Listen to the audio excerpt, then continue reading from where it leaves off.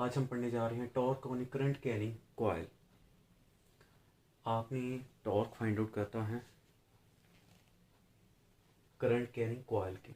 इससे पहले आप टॉपिक पढ़ चुके हैं force on a conductor in uniform magnetic field, फिर force on a charge in uniform magnetic field, ये दोनों आप कर चुके हैं। अब आप पढ़ने लगे हैं टॉर्क जो एक्ट करेगा कॉइल के ऊपर। तो उसके लिए आपने क्या किया, एक मैग्नेट लिया, उसका नॉर्थ पोल है, ये साउथ पोल है, इसके दरमियान आपने एक कॉइल को प्लेस कर दिया।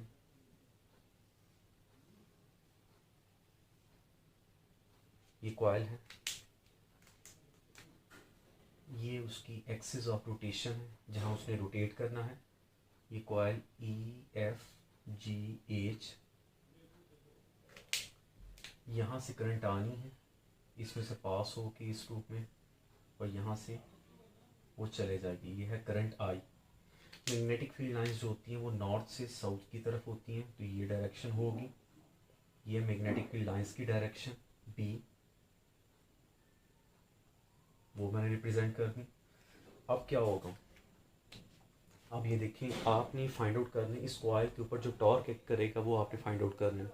तो सबसे पहले आपने जो पढ़ा था फर्स्ट टॉपिक आपका, force on a current carrying conductor in a uniform magnetic field F equal to IL cross B।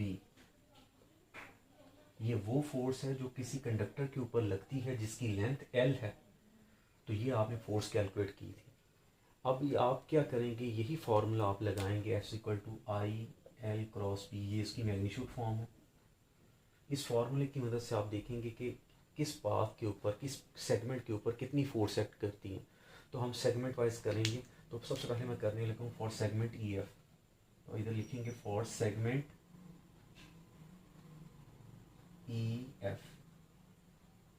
EF segment के ऊपर कितनी फोर्स एक्ट करती है वो आपने कैलकुलेट करनी है। तो यहाँ मैं लिखूँगा FEF, यानी EF सेगमेंट के ऊपर कितनी फोर्स, वो इसी की इक्वल है IL की जगह अब ये लेंथ हो जाएगी EF, B वैसे का वैसे, और आपका साइन ऑफ इधर थीटा क्या होगा, यहाँ ये देखें मैग्नेटिक फील्ड की डायरेक्शन इस साइड पे है, जबकि लेंथ की डायरेक्शन इस तरफ जा रही है, तो आपका ये एंटी पैरेलल है, तो यहाँ आ जाएगा 180, और cos 180 क्या हो जाएगा 0, जिससे ये सारा फैक्टर क्या हो जाएगा 0। तो आपकी F आ गई, EF के क्रॉस कितनी आई, वो 0 आई। अब दूसरे सेगमेंट के लिए करना है फॉर सेगमेंट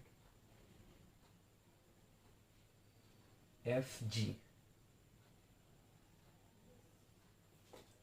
तो FG सेगमेंट के लिए करना है, तो अब मैं लिखूंगा F इधर FG is equal to IL की जगह अब आ गया FG, B वैसे का वैसे, साइन ऑफ, इधर आप देखें B नॉर्थ से साउथ की तरफ, जबकि लेंथ की डायरेक्शन नीचे से ऊपर की तरफ, तो ये आपका परपेंडिकुलर है, तो 90 डिग्री आ गया, और cos 90 साइन 90 1। जब ये इससे मल्टीप्लाई होगा, अब ये FG जो है ये लेंथ ऑफ द कंडक्टर भी है, जिसको L आप कह सकते हैं। अब होना क्या है, इसकी जगह फिर आप L रख दें, और इधर इसकी जगह आ गया 1, तो ये बन गया ILB1, तो ये बन गया ILB FG,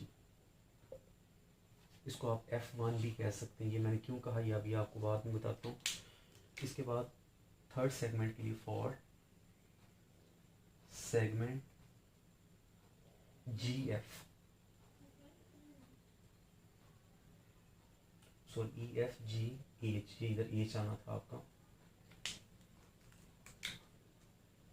और यहाँ भी आप H आएगा।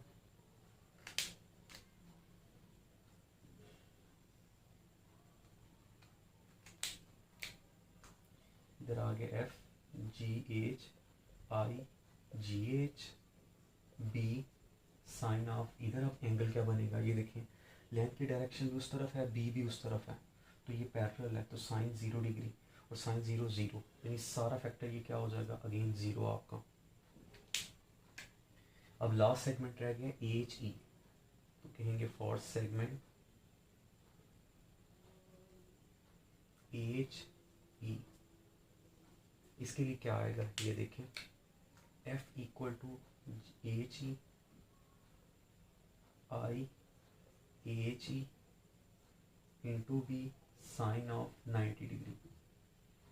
एंगल अब 90 डिग्री क्यों है, आप ये देखें अगेन बी इस तरफ है, लेंथ की डायरेक्शन नीचे की तरफ, तो एंगल बन रहा है 90, तो साइन 90 1, तो यहाँ से ये आ जाएगा आई, इसको फिर अगेन आपका ये एल है तो ये भी एल है, तो आई एल बी इधर आ जाएगा 1, तो ये बन गया आई एल बी।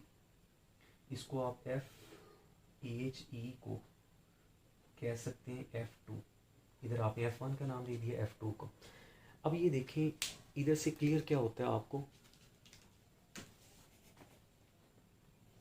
कि आपके नीचे वाली साइड पे EF फैक्टर के ऊपर, EF सेगमेंट के ऊपर और GH सेगमेंट के ऊपर कोई भी फोर्स एक्ट नहीं कर रही, तो ये दोनों आ गए आपके ज़ीरो।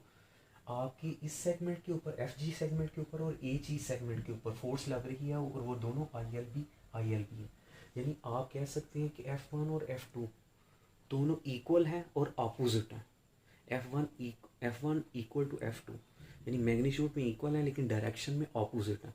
डायरेक्शन में ऑपोजिट क्यों है, और ये इस चीज़ को आपने डायग्राम में भी शो करना है। डायग्राम में आपकी हर चीज़ लेबल होनी चाहिए, फिर आपको उस डायग्राम का 1 नंबर मिलता है। अब यहाँ देखें extension of right hand rule, again आपको extension of right hand rule जो आपने पढ़ा हुआ है, आपने बुक के ऊपर इस तरह पढ़ा है। आपका थंब जो है करंट को रिप्रेजेंट करता है, ये बी को रिप्रेजेंट करता है और दोनों के साथ परपेंडिकुलर होता है, ये है एफ, जिसको हम ऐसे ड्रॉ कर सकते हैं। और यहाँ आप इसको इस शॉर्ट फॉर्म में इस तरह कहते हैं F B I, extension of right hand rule, F B I. अब आपने इसके अकॉर्डिंगली देखें, करंट आ रही है ऊपर से नीचे और ये है आपकी बी, ये है करंट, तो करंट हो गया डाउनवर्ड। ये मैंने करंट को डाउनवर्ड शो कर रहा है, जबकि ये बी, ये मैग्नेटिक फील्ड को, ये मेरी 4 फिंगर मैंने उस डायरेक्शन में रख दी। ये देखें करंट नीचे की तरफ, मैग्नेटिक फील्ड उस तरफ, तो आपकी फोर्स बाहर की तरफ है, तो ये फोर्स बाहर की तरफ शो हो रही है। और बाहर की तरफ हम किससे शो करते हैं, बाहर की तरफ हम इसको शो करते हैं डॉट से, तो यहाँ आ गया डॉट। जबकि इधर देखें राइट हैंड रूल, इधर से करंट ऊपर की तरफ जा रही है, मैंने थंब को करंट की डायरेक्शन में रखा, ये है बी की डायरेक्शन, और आपकी जो फोर्स है ये देखें इनटू द पेज है, तो इसको इनटू द पेज को क्रॉस से शो करते हैं। तो इस साइड पे जो फोर्स होगी ये क्रॉस, यहाँ आप लिखते हैं ये F1 है, ये आपकी F2 है। FG सेगमेंट को आपने F2 कहा है, इसीलिए इधर F2 रखें और इसलिए आपका F1। इधर से शो हो रहा है कि F1 F2 के इक्वल और ऑपोजिट है, तो ये इक्वल एंड ऑपोजिट फोर्स क्या करेंगी, आपका टॉर्क जो है ना कपल बना देंगी। तो इस कपल की वजह से आपका टॉर्क एक्ट होगा, और वो टॉर्क कैसे कैलकुलेट करना है आपने ये देखें, टॉर्क ये होगा फोर्स इनटू मूवमेंट आर्म, या इसको कपल आर्म भी कह सकते हैं आप।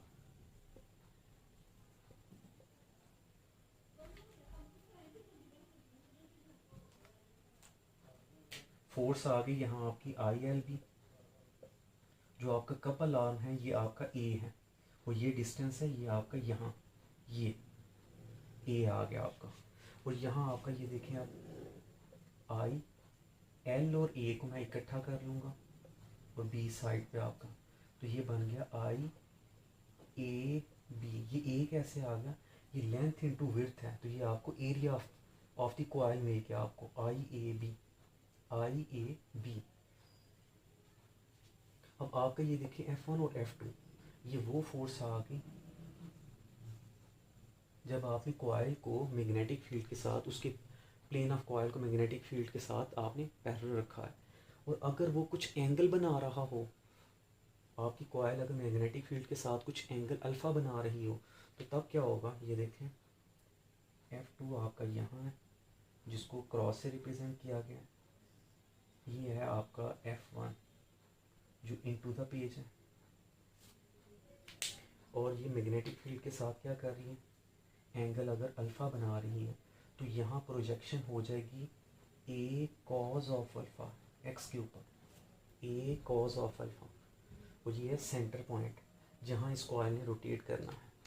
ये ऐसे ही है, ये देख लें, अगर ये आपका ये कॉइल हो और ये सेंटर से इस तरह मैग्नेटिक फील्ड में इस तरह घूम रही है, तो ये उसका ए कॉज ऑफ थीटा का ये है एंगल। तो यहाँ इसको हम ऐसे लिख सकते हैं। तो यही फॉर्मूला किस में कन्वर्ट हो जाएगा, फोर्स की जगह तो यही आ जाएगा आई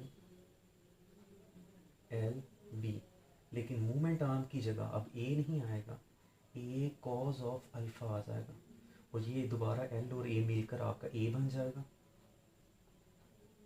तो I A B cos of alpha लिखा जा सकता है। ये है आपका टॉर्क किसके लिए, सिंगल कॉइल के लिए। अगर आपके n नंबर ऑफ कॉइल हों तो ये साथ आ जाएगा N I A B cos of alpha. अब ये फार्मूला आपको भूलना नहीं चाहिए, और ये किस तरह नहीं भूलेगा, आपको इसको किसी कोड के साथ रिजेंबल कर लें। तो मैं कोड कह सकता हूँ torque equal to BINA, BINA cos alpha. ये मैंने एक कोड बना लिया, बीना बीना ना बीना कॉज अल्फा। ये देखें BINA, इसको निबा भी कह सकते हैं, बीना भी आप बना सकते हैं। कोड ये भूले ना, क्योंकि ये आपका ये अगर फार्मूला भूल गया तो आपको न्यूमेरिकल भूल जाएंगे। एक्सरसाइज के 4 शॉर्ट क्वेश्चन हैं, शॉर्ट क्वेश्चन नंबर 8, 9 और 12, 13 जो इसी फार्मूले से सॉल्व होने हैं आपके। इसमें डिफरेंट उसने क्वेश्चन पूछे हैं आपसे कि टॉर्क जो है मैक्सिमम होगा कब होगा और मिनिमम कब होगा। अगर आपका plane of coil magnetic field के साथ पैरेलल है तो आपका थीटा आपका होगा 0 और कॉस 0 1। तो आपका 1 जब इससे मल्टीप्लाई होगा तो आ जाएगा टॉर्क इक्वल टू बीना, और टॉर्क मैक्सिमम आ जाएगा। और यही अगर आपका थीटा हो 90 डिग्री तो आपका आ जाएगा टॉर्क मिनिमम। जब आपका plane of coil magnetic field के साथ परपेंडिकुलर हो तो आपका एंगल होगा 90 डिग्री, वो टॉर्क आपका 0 आ जाएगा और वो मिनिमम दे देगा आपको टॉर्क। तो ये मैक्सिमम और मिनिमम भी आ गया। एक और क्वेश्चन है इसी से रिलेटेड कि अगर आप कॉइल को क्या इस तरह प्लेस कर सकते हैं कि आपकी कॉइल रोटेट ना करें। Can you place the coil in a magnetic field in such a way that no torque is produced into the coil और coil not tend to rotate. जी इस तरह आपसे क्वेश्चन पूछे जा सकते हैं, तो आप कर सकते हैं। अगर आप उसको परपेंडिकुलर रख देते हैं cos 90 बनेगा, और cos 90 0, और 0 जब इससे मल्टीप्लाई होगा तो टॉर्क 0 हो जाएगा, और जब टॉर्क 0 है इट मीन्स उसमें टर्निंग इफेक्ट प्रोड्यूस नहीं होगा और कॉइल रोटेट भी नहीं करेगी। तो ये डिफरेंट क्वेश्चन इससे पूछे जा सकते हैं। इस फॉर्मूले को आपने अच्छी तरह याद कर लेना है कोड की फॉर्म में। तो ये था आपका आर्टिकल।